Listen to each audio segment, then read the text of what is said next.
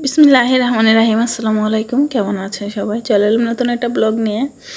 আজকে হচ্ছে একটু বিরিয়ানি রান্না করব। তো কয়েকদিন থেকে হচ্ছে বাচ্চারা বলছিল বিরিয়ানি খাবে, তো ওদেরকে হচ্ছে বাইরে থেকে কিনে এনেও খাওয়ানো হয়েছে, কিন্তু ওদের তো কিছুদিন পর পরই ইচ্ছে করে খেতে, বা ওরা যখন ঘ্রাণ পায় আশেপাশে কেউ রান্না করলে তখনই আবার শুরু করে দেয়, বা এমনিতেও কিছুদিন পর পরে ওদের ইচ্ছে করে। তো যাই হোক, আজকে অনেকদিন যাবতীয় বলছিল, কিন্তু এর মধ্যে হচ্ছে একদিন কিনে এনে খাইয়েছে। আর অতিরিক্ত গরমের কারণে আমি আর বিরিয়ানি বানাচ্ছি না। তো বাচ্চারা বিরিয়ানির আবদার করছিল, বাচ্চার বাবা আবদার করছিল খিচুড়ি খাওয়ার।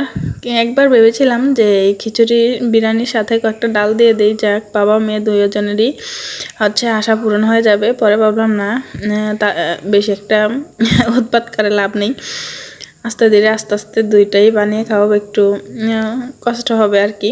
তো এখানে হচ্ছে আমি মুরগির মাংস কেটে রেখেছিলাম, এখানে নর্মালি রান্না করার জন্য রেখেছিলাম। তো এখানে মুরগির পাট আর সব কিছু সহই ছিল। তো কি আর করার, আলাদা করে যেহেতু রাখা নেই, আমি সবগুলো একসাথে প্যাকেট প্যাকেট করে রেখে দিয়েছি। তো এগুলো আবার আলাদা করতে গেলেও এখন সময়ের ব্যাপার, তো তাই জন্য হচ্ছে আমি এগুলো দিয়েই একসাথে দিয়ে রান্না করে দিয়েছি।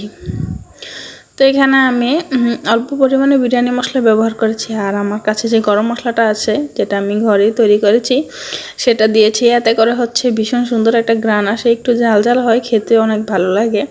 তো আমি সাথে একটু মরিচ গুঁড়ো দিয়ে দিয়েছি, কাঁচামরিচ হচ্ছে শেষ হয়ে গিয়েছিল, তো তাই জন্য হচ্ছে আমি একটু গুঁড়ামরিচ দিয়ে দিয়েছি।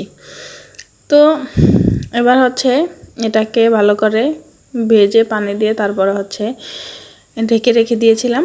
আর এখন হচ্ছে পানিটা ফুটে উঠেছে, পানিটা মাখো মাখো হয়ে গেলে চালটার গায়ে তারপরে হচ্ছে এটাকে দমে রেখে দিয়ে দিব।